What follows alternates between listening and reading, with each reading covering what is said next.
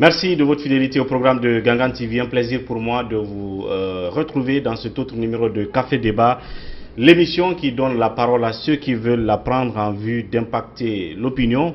Aujourd'hui, nous donnons la parole aux déguerpis de Kapororaï, de Kipé 2 et de Dimes. Vous vous rappellerez effectivement que l'année dernière, en 2019, notamment au mois de février, le gouvernement guinéen, à travers le ministère de la Ville, a entamé une opération de déguerpissement de beaucoup de gens qui étaient donc installés sur ces différents sites que je viens de citer dans la commune de Ratoma, ce qui a été très mal perçu, très mal compris d'ailleurs par les intéressés, puisque justement, ayant été accusés d'occupation illégale de ces domaines, ces populations ont brandi des documents qui attestent qu'ils ont acquis ces domaines de façon régulière depuis qu'ils y sont installés. Alors déguerpis ou chassés de là, sans aucun plan de recasement, sans aucun plan de dédommagement, sans aucune action humaniste et humanitaire de la part du ministre de l'Habitat. Voilà que 12 mois, jour pour jour après qu'il commémore cette journée triste, qu'est-ce qu'ils envisagent pour les années prochaines? Est-ce qu'il y a des démarches judiciaires en vue de les rétablir dans leurs droits? Évidemment, ce sont les questions que nous posons à nos invités du jour qui prennent la parole sur ce sinistre qu'on a appelé à l'époque le sinistre artificiel créé par le ministre de l'Habitat, Kourouma. Alors oui, sur ce plateau, à mes côtés, d'abord Tierno Maouyatou Diallo, lui il est membre de la commission juridique du collectif des victimes de déguerpissement de Kapororaï 2019. Alors, Tierno, bienvenue sur ce plateau. Voilà, merci et merci à vos téléspectateurs. Alors, à ma gauche, Aloussène Diallo, qui est membre du collectif des déguerpis de Kapororaï, membre donc de la commission mobilisation des ressources. Bienvenue, Tierno, pardon, Aloussène, j'allais dire. Oui, merci bien, c'est un plaisir d'être ici avec vous. Alors, donc, comment on va dire, vous êtes membre de la commission juridique. Tout à fait. D'abord, la première question, est-ce que vous faites partie de ceux-là qui habitaient sur les zones de Koloma, de Kapororaï ou de Kipé 2 ou de Dimes? Votre famille était installée là, vous avez été directement victime? Bien sûr, c'est avec un cœur très serré que je m'exprime vraiment sur ce plateau. J'y habitais. J'avais ma maison dans le secteur 4 de Soloprimo, à 5 mètres de l'église de Koloma Soloprimo. Et nous avions été les derniers à être déguerpis dans la première phase. Et par la suite, ils sont allés vers Kipé 2 et terminés par Dimes. Donc je suis en sinistré, j'y habitais, j'avais ma maison. Moi, mon papa est décédé. Il a acquis son domaine avant 89, c'est-à-dire en 79. Moi, mon papa avait déjà acheté son domaine, 4 parcelles collées. Et il a construit. Et moi, je suis venu, le peu de moyens que j'avais, le peu de moyens que j'économisais, en appui avec mes frères et sœurs, nous avions investi sur le domaine. Et c'est ce qui a été cassé, ce qui a été ruiné. Donc aujourd'hui, vous avez une grande cour avec combien de bâtiments à l'extérieur? Une très grande cour. Seulement les chambres et salons, il y en avait 6. Les chambres seulement au nombre de 10. Chambres et douches, il y en avait 2. Plus maintenant le grand bâtiment construit par mon papa. 3 chambres et salons, douche interne, couloir et magasin. C'est qu'on avait là, plus de l'espace vide, disons 15 sur 20 qui restait. Donc on a essayé de loger les bâtiments un peu partout, histoire d'occuper le terrain. Donc on était même en phase de construction. Vraiment c'est triste. Donc depuis 1900... Enfin, depuis 79, il a acquis son terrain. Disons, en 79. Il y a le temps de construire et d'installer la famille. On peut dire que votre famille était là depuis au moins 30 ans? Oui, un peu plus. Au moins. Voilà. 30 ans après, voilà qu'ils ont été déguerpis, ils ont été enlevés du jour au lendemain de ces lieux, les bâtiments complètement mis à terre. Oui, Aloussène, vous aussi, votre famille était installée là ou vous êtes victime indirecte, éloignée?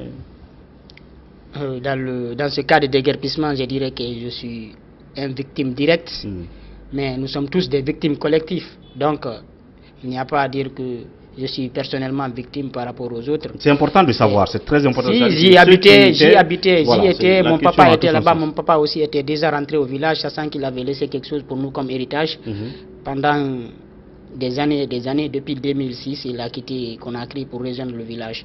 C'est à son fort étonnement que je l'ai appelé. Finalement, je l'ai appelé, mais au début, je ne voulais pas parce que je connaissais un peu la situation. Dans un premier temps, vous avez voulu gérer, voir est-ce qu'exactement ils vont nous enlever ou pas. Avec une organisation qui était mise en place dès qu'on nous a adressé ces fameux courriers, soi-disant qu'il faut libérer les domaines des mois après qu'ils viendront casser. On s'est constitué en nombre de collectifs, c'est-à-dire en membres et en collectif au sein de notre secteur, quartier Kipédé, qui regorgeait beaucoup de fonctionnaires retraités, mais aussi des personnes qui ont été recasées par l'État même. Avant le deuxième régime, il y a ces personnes aussi qui ont acquis ces domaines avant le deuxième régime, mais aussi qui ont acquis ces domaines à travers le premier régime, qui ont été délivrés par le premier régime et le deuxième régime avec des arrêtés, des titres fonciers, mais aussi des tickets de l'eau. Bien. Alors, on va rafraîchir un peu la mémoire de nos téléspectateurs. C'est important de savoir dans quel climat, dans quel contexte ces bâtiments ont été mis à sac. Ces caterpillars sont venus occuper les terrains.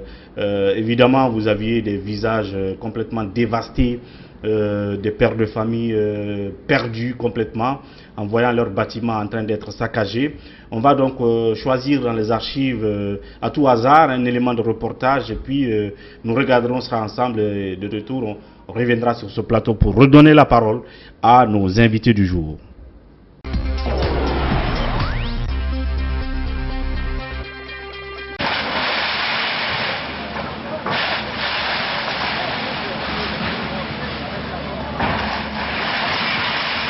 Entamé la semaine dernière par la démolition de toutes les baraques, ce lundi c'est au tour des maisons d'être détruites à Kapururaï. Sur les lieux, c'est la tristesse et la désolation qui se lisaient sur les visages des habitants.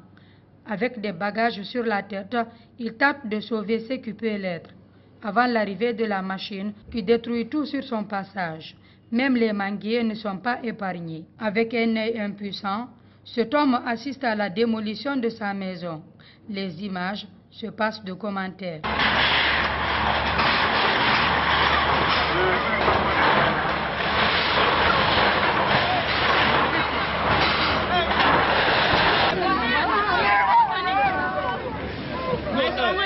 Ces citoyens soutiennent que ce domaine n'est pas une réserve de l'État. Pour lui, le décret signé par le général Lansana Conté en 1989 précise que ceux qui ont occupé cette zone avant 1988 ne peuvent être délogés. Ce n'est pas une réserve de l'État. Le décret sorti en 1989 signé par Conté précise en son article 4 que ceux qui ont occupé ici avant 88 ne peuvent pas être délogés. Ils sont allés mentir au président Alpha Condé pour lui dire que nous sommes venus nous installer après 98. On parle de 267 hectares, mais personne ne sait ça commence où, ça finit où. On fait de l'amalgame, l'État a mis de l'électricité, a mis l'eau, a autorisé l'installation des écoles privées. C'est pas ça. S'il y a eu une défaillance au niveau de l'État, nous ne pouvons pas être les victimes. Malheureusement, c'est ce qui se passe. Pendant que la machine continuait à démolir les habitations, des échauffourées ont éclaté entre forces de l'ordre et des jeunes de Kapuru, jets de pierre contre gaz lacrymogène. Pendant cette cacophonie, ce jeune a été arrêté par les agents qui lui ont roué des coups à plusieurs reprises. Avec la démolition de ces habitations, c'est plusieurs familles qui se retrouvent à la Belle Étoile.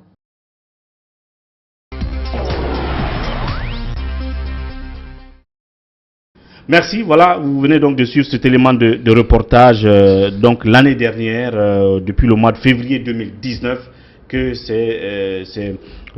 cette opération de déguerpissement a commencé, lancée par Ibrahima Kourouma, qui est encore jusqu'à présent ministre de la ville, il faut le rappeler. Eh bien, certains l'accusent donc d'être l'auteur de ce sinistre artificiellement créé, puisque ne reconnaissant pas le fait qu'il soit illégalement ou qu'ils aient été illégalement installés sur ces zones. En parlant de l'illégalité ou de la légalité effectivement de l'installation de vos familles sur ces domaines-là. Vous êtes membre de la commission juridique donc du collectif qui s'est formé après le déguerpissement collectif donc des victimes de Kaprouraï. Oui. Alors, après, qu'est-ce qui s'est passé après le déguerpissement? D'abord, où est-ce que vous avez trouvé refuge? Où est-ce que vous êtes logé? Parce que finalement, le gouvernement ne vous a pas recasé quelque part. On ne vous a pas... en tout cas, vous n'avez pas accepté le montant qui aurait été proposé. Comment vous avez réussi à vous reloger ailleurs aussitôt? Et puis après, vous nous parlerez maintenant des démarches judiciaires que vous avez entamées. Voilà, vous allez un peu permettre, parce qu'il faut recadrer les choses. Tout au début, pourquoi est-ce que Kaprouraï a été classé comme réserve foncière de l'État? C'est important. Le décret est de 89. C'est un décret qui fait de chez nous une zone réservée. C'est un décret de 89 qui classe Kaprouraï comme réserve foncière de l'État. Mais à l'époque, les gens n'étaient pas aussi haineux de la sorte. Ils ont pris soin de prévoir l'alinéa 4 du même décret qui prévoit l'indemnisation et le recasement des victimes. Dans l'esprit du décret, qui stipule que ceux qui auraient mis en valeur de leurs propres fonds seront recasés, indemnisés après tout déguerpissement. C'est ce que l'esprit du même décret qui a donné le pouvoir à Kourouma comme ministre de déguerpir, le même décret lui dit avant de le déguerpir, de nous recaser et de nous indemniser. C'est ce que le ministère de la Ville et de l'aménagement du territoire n'a pas respecté. Moi, par exemple, avant le décret, avant que le domaine ne soit classé comme réserve foncière de l'État, mon papa avait déjà acquis son domaine. Dans le code foncier et domanial, il est prévu ce que l'on appelle ici les coutumiers. Les coutumiers sont des gens qui se sont installés bien avant même que le ministère ne soit créé. Bien avant que le ministère... Ce sont les autochtones. C'est les autochtones. Ces gens-là doivent être dans l'esprit du ministre. Qu'est-ce qu'ils en ont fait de ces gens-là? Les documents que si les gens de KIP2, parce qu'il faut préciser, si eux ils ont reçu un courrier d'un mois avant le déguerpissement, nous à Kaprouraï on n'a pas reçu. On n'a pas reçu d'avertissement, nous. Nous, ils ont coché les maisons 2 jours après, ils ont cassé. C'est qu'au cours de la semaine, ils ont coché les maisons le lundi. Mercredi, ils ont commencé à casser. Mercredi, jeudi, vendredi, samedi, le dimanche, ils se sont reposés. Le lendemain, lundi, ils sont revenus. Ils n'ont pris que 4 jours. Pour mettre tout à terre. Pas plus d'une semaine. La semaine suivante, ils se sont projetés vers KIP2. Donc nous, on n'a pas reçu de courrier, on n'a pas reçu de lettres. L'État n'a pas recensé les maisons. Ils ne savent pas combien de bâtiments ils ont détruits. Ils ne savent pas combien de personnes ont été victimes. Donc, le fond n'a pas été respecté, encore moins la forme. Ça, c'est un. Deuxièmement, après le déguerpissement, nous avions été sauvés par nos parents, par nos proches. À Conakry, on n'avait pas de maison ailleurs. Donc, les parents nous ont approchés. Moi qui suis là, j'ai pris une maison en location à Solo Primo, où je paye. Je suis avec mon jeune frère. La famille tout entière a eu une maison vers la cimenterie. Et ils sont là-bas. Ma maman, mes frères et mes soeurs, ils sont là-bas. Donc, c'est triste ce que nous avions vécu. Et quand vous parlez de l'action judiciaire, je suis en train de répondre... oui, au fur et à mesure. Au fur et à mesure. Après, est-ce qu'entre-temps, vous aviez eu des avocats, n'est-ce pas, qui vous défendaient? Bien sûr. Comment ça s'est passé jusqu'à date? Voilà. Les premiers à rester en justice ont été nos concitoyens de KIP2, qui ont été en justice auprès du tribunal de première instance de Dixine, bon, qui n'ont pas été respectés ni en la forme ni au fond, qui ont été d'ailleurs condamnés le fait de porter plainte contre l'État à hauteur près de 500 millions. Ils ont cité le nom de M. Camara, ancien autochtone du lieu. Mais nous nous sommes dit que pour le moment, la vérité ne peut pas être dite en Guinée. Nous avions pensé à cette instance décisionnelle de la sous-région qui est la Cour de justice de la CEDEAO, où nous avions esté en justice à travers notre brillant avocat, M. Dramé, que je salue d'ailleurs de passage, qui aime beaucoup quand il est à Conakry, il regarde souvent Gangan TV, et je le salue de passage, donc, qui nous a aidé, qui est avocat auprès du barreau de Paris, qui nous a aidé à vraiment mener des démarches juridique auprès de la Cour de la justice de la CEDEAO, dont la première audience aura lieu le 24 mars. Donc, nous avions été ébahis d'entendre de la bouche du ministre que nous avions été déboutés de la Cour de justice de la CEDEAO. Je ne sais pas s'il est dans le secret de la Cour de justice de la CEDEAO, mais nous savons alors que l'audience n'a pas encore eu lieu. L'audience ne s'est même pas tenue. Je ne sais pas en vertu de quel pouvoir, lui, il a eu ces informations-là. Bon, je pense que la Cour de la justice de la CEDEAO n'est pas à l'image des juridictions guinéennes. Ce sont des cours crédibles qui travaillent de façon professionnelle. Donc pour le moment, le procès ne s'est pas tenu. On attend le procès le 24 mars. Bien. Mais nous savons si le droit est dit. Nous sommes persuadés que l'État guinéen ne peut pas, en aucun cas, l'État guinéen ne peut avoir raison sur les sinistrés de Caporal. Et toujours, puisque membre de la commission juridique de ce collectif, les autres procédures, c'est vrai que vous êtes allé auprès de la Cour de justice de la CEDEAO, mais les autres procédures localement qui ont été entamées ici, aucune n'a abouti, c'est ça? Auprès du tribunal de première instance de Dixine et d'autres dossiers, rien, nulle part on vous a rétabli dans vos droits. Non, ici, nous, on n'a pas esté auprès du tribunal de Dixine. Ce sont nos concitoyens de KIPD qui ont esté en justice auprès du tribunal de Dixine. Mais nous, à Kapororaï, nous, on n'a pas tenté, nullement pas tenté auprès des juridictions. Vous n'aviez aucun espoir de toutes les façons. Vous êtes de Kaporo. Je suis de KIPD. Oui. Ouais, votre dossier n'a pas abouti? Oui, sur la procédure judiciaire, je dirais l'État a failli à ses rôles et à ses obligations judiciaires.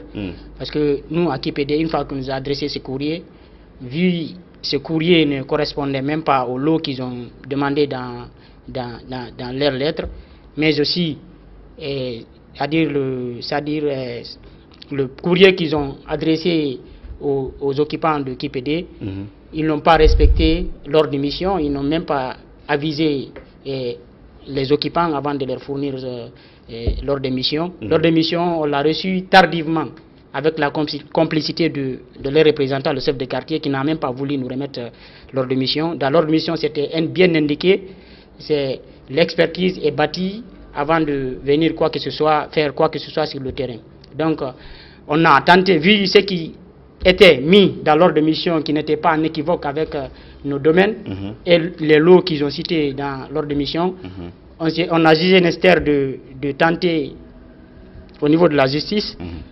Un mois après, on s'est concerté, on s'est engagé au niveau de la justice auprès du tribunal de première instance de Dixine. Et nos avocats se sont battus. Je vais vous dire quelque chose qui est très marquant du moins, qui m'a trop touché, parce qu'il faut se dire la vérité. En Guinée, ici en Guinée, on enseigne le droit pour enseigner le droit. Mais aussi, on enseigne les étudiants au niveau des facultés de droit pour enseigner seulement, mais pas pour faire appliquer ni pour faire respecter. C'est-à-dire ici, quand on t'enseigne le droit, il faudrait que cela soit appliqué et que tu sois capable d'assumer tes responsabilités et que l'État arrive à accompagner tout le monde. Mais ici, avec le droit, ils nous ont obligés d'être des rebelles contre l'État. Donc on vous a montré qu'il y a une justice à double vitesse. L'injustice à double vitesse. Quand j'entends un Nkrumah dire qu'ils vont détruire sans état d'âme, si un ministre de la République se permet de dire ça devant l'opinion nationale et internationale, une fois qu'on a tenté au niveau de la justice, même les représentants, l'agence judiciaire de l'État, il y a eu plus de 9 renvois, il ne s'est jamais présenté devant le tribunal. De renvoi à renvoi, on ne voyait que de nouveaux avocats.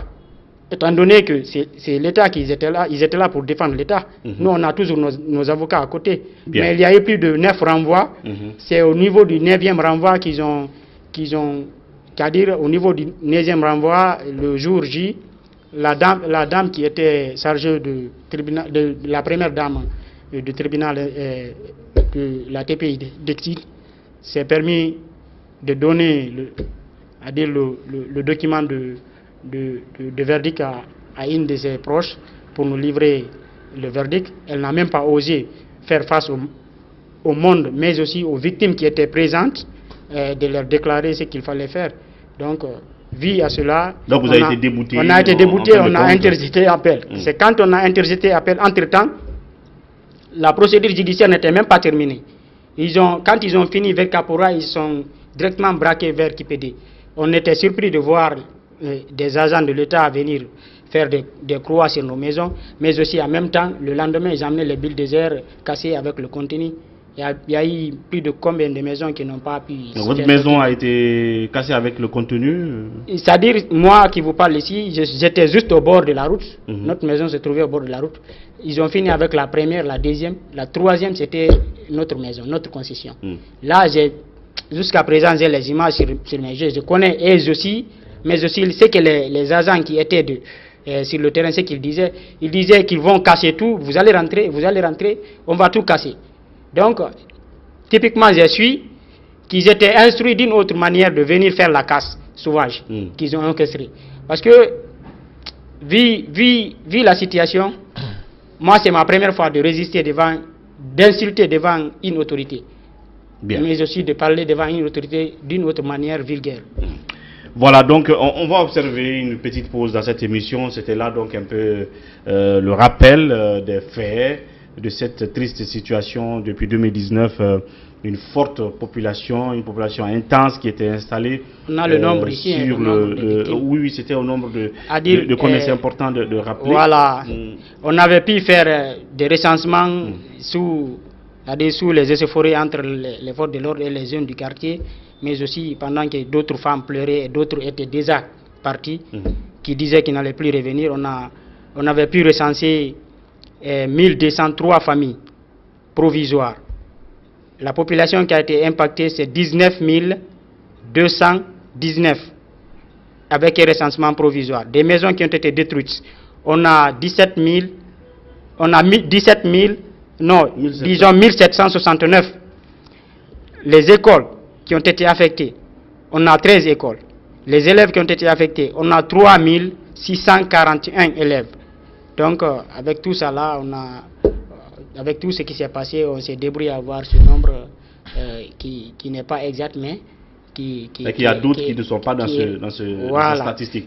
On va, comme je l'ai dit, observer cette petite pause, puis derrière on se retrouve pour 10 minutes chrono pour savoir quel est l'espoir de ce collectif. Est-ce qu'ils se résignent, est-ce qu'ils abandonnent tout, est-ce qu'ils continueront cette procédure judiciaire auprès de la Cour de justice de la CEDEAO. Nous revenons après la petite pause. Merci de nous retrouver dans cette deuxième partie de Café Débat. Comme vous le comprenez bien depuis le début, nous donnons la parole au collectif des victimes du déguerpissement de Kaporouraï. L'année dernière, bien sûr, vous l'avez compris, en termes de nombre de personnes impactées par cette opération de déguerpissement l'année dernière, selon les statistiques qu'ils ont pu avoir de façon provisoire, il s'agit d'abord de 1203 familles, 1203 ménages qui ont été affectés, impactés, touchés, chassés donc des lieux. Et il s'agit aussi de 19 219 personnes qui ont été touchées, donc qui ont dû quitter ces lieux. Parlant des écoles, il s'agit de 13 écoles détruites, effectivement, dont 3641 élèves donc, qui ont dû se retrouver dans la rue parce que leurs écoles auraient été donc, mises à sac. Voilà. Aujourd'hui, un an après, qu'est-ce que vous êtes en train de faire sur le terrain? Comment est-ce que vous commémorez? Parce que c'est cela. Vous avez décidé de commémorer cette journée. C'est un an de votre déguerpissement. Mais d'abord, moi, ce que je voulais savoir, un an après, est-ce que vous vous êtes amusé? Vous avez à venir, certes, c'est difficile de revenir sur les lieux où on vous a chassé, vous et vos familles, on a cassé vos maisons. Mais est-ce que vous avez eu le courage de revenir, vous arrêter de loin, regarder les lieux, ce vide-là, pour voir est-ce que au moins l'État est en train de faire quelque chose sur les lieux? Voilà, merci d'ailleurs de compatir avec nous à cette douleur. Et nous remercions le peuple de Guinée vraiment d'être de notre côté, vu les dons que nous avions reçus.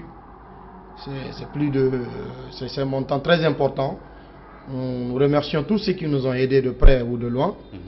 Donc, chaque vendredi, nous par exemple chez nous donnons rendez-vous là-bas pour faire la journée de prière, parce que pour le moment, ils n'ont pas encore détruit les mosquées. Il ne reste que les mosquées et les lieux de culte en un mot. D'accord. Donc les mosquées sont là. Nous venons pour prier, se voir il y a des gens qui sont à Dubrika, il y a des gens qui sont à Koya, d'autres sont à la cimenterie, à Fia, à Dixine. Mais les vendredis, le plus souvent, on se rencontre là, on partage des moments ensemble. Notre imam fait souvent un sacrifice. El Hadj Alpha Omar, le premier imam de la mosquée de Solo Primo. Nous nous retrouvions dans sa cour et on mange et on partage. Donc c'est pour dire que pour le moment, les liens ne sont pas encore rompus entre les sinistrés. On se voit. Et au-delà, à l'occasion de cette journée sur les cette lieux, semaine d'ailleurs de comme commémoration. Je disais, sur les lieux, oui. Est-ce que vous avez constaté que l'État, après le déguerpissement, le gouvernement est en train de travailler, de viabiliser le site? Oui, cette semaine, on a constaté la présence des machines qui sont en train, selon eux, de viabiliser le domaine, puisque la presse a harcelé Kourouma lors de son tout dernier point de presse. Il y a un journaliste qui lui a demandé, mais monsieur le ministre, après une année, vous n'avez absolument rien fait sur la zone. Il dit qu'il ne veut pas faire une pause de première pierre et ne pas réaliser des infrastructures. Lui, il souhaiterait vraiment travailler rapidement. Donc, les sociétés, nous avions découragé les sociétés. Nous avions dit à toute personne responsable, toute personne vraiment qui se reconnaît guinéen, ne devrait pas oser acheter un lopin de terre à Kapororaï. Ce sont nos domaines. Nous les avions acquis de façon régulière. Bien. Nous ne sommes pas des étrangers, nous sommes des Guinéens. C'est des fils de ce pays. Nous ne sommes pas venus d'ailleurs. Nous ne connaissons pas un autre pays. De la même manière que Kourouma ne connaît pas un autre pays, sauf la Guinée. C'est ce pays que nous aussi nous connaissons. Donc pour l'instant, tout ce qu'on peut apercevoir sur les sites, ce sont ces machines qui sont en train de dégager, qui sont en train de faire un semblant de route. Bien. C'est juste ça. Pour l'instant, aucune infrastructure. Aucune infrastructure à date n'est réalisée. Bien. Et aucune infrastructure ne devrait être réalisée sur nos domaines. Dans les conditions normales, aucune infrastructure à moins qu'on vous dédommage ou qu'on vous recase. Dédommage ou qu'on nous recase, puisque s'ils sont dans l'esprit de l'expropriation pour cause d'utilité publique, Kapora n'a pas la force de s'y opposer. C'est un droit reconnu à l'État. Même si c'est ce bâtiment-là, si l'État a besoin de ce domaine pour cause d'utilité publique, l'État peut s'en procurer. Parce que l'État ne vend pas un domaine, dans les titres de propriété, l'État cède. Juridiquement, l'État ne donne pas, l'État cède une partie du terrain, ce n'est pas un don. Donc l'État peut récupérer, mais si l'État veut récupérer, qu'il soit dans l'esprit du décret qui fait de chez nous une réserve foncière de l'État, en nous recasant, en nous indemnisant, et nous exigeons à ce qu'on nous restitue nos terres, parce que c'est notre propriété. Et vous n'avez pas été indemnisé? Nous n'avions ni été dédommagés. Je me suis trompé tout à l'heure quand je parlais de l'argent. Tout à fait. Ça, c'était pour les gens de Dar es Salaam qui ont été déguerpis, à qui on aurait proposé, je ne sais pas si c'est 20 millions. À date, personne n'a été ni recasé, ni indemnisé, même une proposition n'a pas été faite aux victimes de Kaporaï. C'est le comble de la ségrégation, c'est le comble vraiment du laxisme de nos autorités. Ah oui, Al-Hussein, que dire justement de cette situation? Comment vous êtes en train de commémorer tout ça? Qu'est-ce que vous prévoyez comme action aujourd'hui, demain, après les 1 an? Je vais revenir un peu en arrière par rapport à ce que mon ami vient de dire concernant les lieux, actuellement l'occupation des lieux par l'État qui est venu faire le semblant. Nous, cela ne nous préoccupe pas. Nous, ce qui nous préoccupe, c'est que l'État nous restitue nos domaines et qu'on arrive à nous recaser dans les mêmes domaines. Ça, c'est notre combat. Nous mettons encore en garde toutes les sociétés. Ailleurs, non, n'est-ce pas? Non, il faut être sûr. Qu'on vous dédommage ou qu'on vous recase ailleurs. Ça, au moins, ça peut se faire. Nous, notre décision, c'est quoi? C'est que l'État nous a... Notre souhait. L'État est venu tomber sur nous banalement comme ça, nous considérer comme des animaux. Notre souhait, c'est d'être recasés sur les mêmes lieux, qu'on nous restitue les mêmes lieux. Voilà. Ça, ce sont vos souhaits. C'est nos souhaits. Il faut qu'on soit d'accord sur quelque chose. Quand j'entends encore... Ça, ce sont vos souhaits. Oui. Mais à défaut de cela, parce qu'il a dit tout à l'heure, l'État a quand même le droit de récupérer un domaine pour faire d'utilité publique.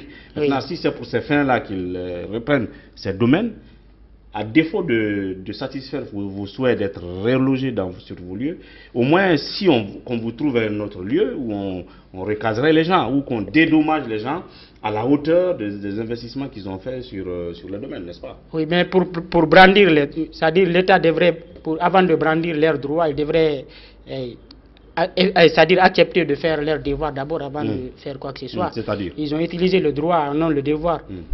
Quand on parle de droit, il y a droit et devoir. Faut pas confondre, c'est-à-dire faut pas faire séparer les deux là. Nous, à notre niveau, quand j'entends le ministre Kourouma encore dire devant la presse que nous sommes venus nous installer comme ça banalement sur les lieux, c'est qu'il se trompe. Il y a ces personnes qui ont occupé là-bas avant la Première République. Il y a ces personnes qui ont occupé ces lieux avec, qui ont été, c'est-à-dire ces lieux ont été délivrés avec des arrêtés, qui ont occupé ces lieux avec le premier régime, mais aussi avec le deuxième régime. Par exemple, on a un arrêté ici qui date du premier régime, arrêté numéro 500, c'est-à-dire 5077, signé le 17 mai 1983 par le ministre Elhadj Moussa Diakité, et un autre arrêté du numéro 7338 délivré par ce monsieur même encore le 23 juillet 1983 par Elhadj Moussa Diakité encore, le même ministre. On a aussi un arrêté qui est signé qui est délivré, qui est du numéro 4208, signé le 25 octobre 1984. Mais aussi on a d'autres arrêtés qui sont avec le chargé de communication qui ont été délivrés par le deuxième régime, c'est-à-dire le ministre Kerfala Kamara, du membre du CMRL. Ici, il ne faut pas qu'on arrive à confondre les gens. Souvent, les gens ne voient que ce que l'État fait et ce que l'État demande à la population. Mais l'État devrait au moins venir recenser le nombre de bâtiments et le nombre de populations qui ont été impactées avant de venir détruire quoi que ce soit. Bien. Mais donc, ils ont failli à leur droit. Ces documents, on peut dire, peuvent soutenir la position de vos avocats. Et en parlant d'avocats, c'est pour terminer là-dessus. Tout ce qui vous reste maintenant, après ces 1 an, c'est que vous restez accroché, n'est-ce pas, aux lèvres de la Cour de justice de la CEDEAO. C'est ce que vous attendez, c'est ce que vous suivez désormais. Oui, et la première audience est prévue pour le 24 mars. Bien. Nous sommes optimistes. Nous sommes croyants et nous sommes certains que la vérité est de notre côté parce que Dieu aime le vrai, Dieu aime la raison. Bien. Et il ne nous reste qu'à attendre justement cette sentence puisque du côté des juridictions guinéennes, il n'y a aucun dossier en cours concernant ces différents sites, sinon que ceux de KIP2 qui ont déjà été déboutés. Donc il ne reste qu'à attendre la décision de la CEDEAO. Est-ce que le gouvernement va s'y plier? Là aussi est l'autre question. Et peut-être vous souhaitez bonne chance. Merci en tout cas d'être venu. Merci à vous et merci vraiment. Merci beaucoup. Merci. Et surtout je dirais à toutes les victimes d'être engagées et nous sommes déterminés jusqu'au bout. Si nous allons continuer le combat jusqu'au bout, nous n'allons pas nous décourager. Nous sommes là pour une détermination totale. Merci et bonne chance. Voilà, mesdames et messieurs, c'était tout donc pour ce numéro de Café Débat. On se retrouve demain avec un nouvel invité. D'ici là, prenez soin de vous et au revoir.